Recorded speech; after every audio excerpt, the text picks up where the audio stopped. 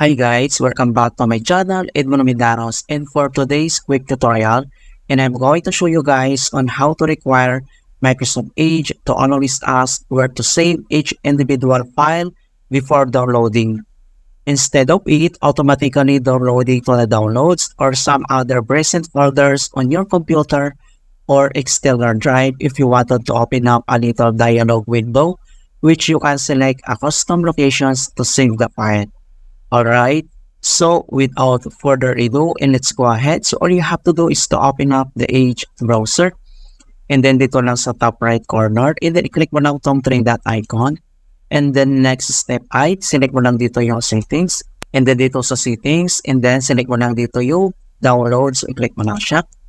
And then dito sa downloads, yung pangalawa, ito yung ask me what to do with Edge download.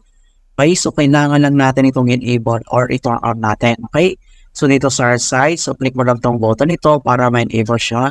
And then ipapakita ko lang sa inyo mga kaibigan kung paano ito mag-work. So open tayo ng another tab. And then dito sa searching address bar, ay type lang tayo ng ating i-download. And then click mo lang itong Google Chrome.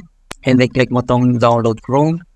And then ito na siya. Okay, so nag-pop up yung notifications na downloads kung saan natin ito isi-save. Okay, so click mo lang itong save as and then mag-pop-up ito mga kaibigan. So select ka lang dito kung saan mo isi-save itong file downloading. So dito siya and then kailangan mo na mag-create ng file name dito and then click mo lang itong save. Ayan, so automatic mga kaibigan, ito na siya na-download na.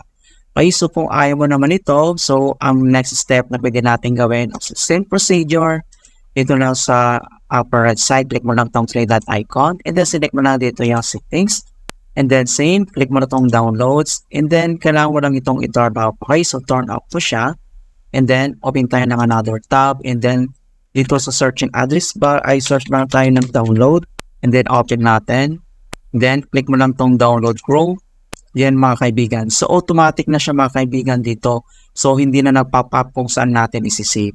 Okay, so ganun lang po kasimple mga kaibigan kung paano natin ang Microsoft Edge always ask where to save each file before downloading. Okay, so please don't forget to like this video, subscribe to my channel for more quality content. Thank you guys and see you in my next tutorial.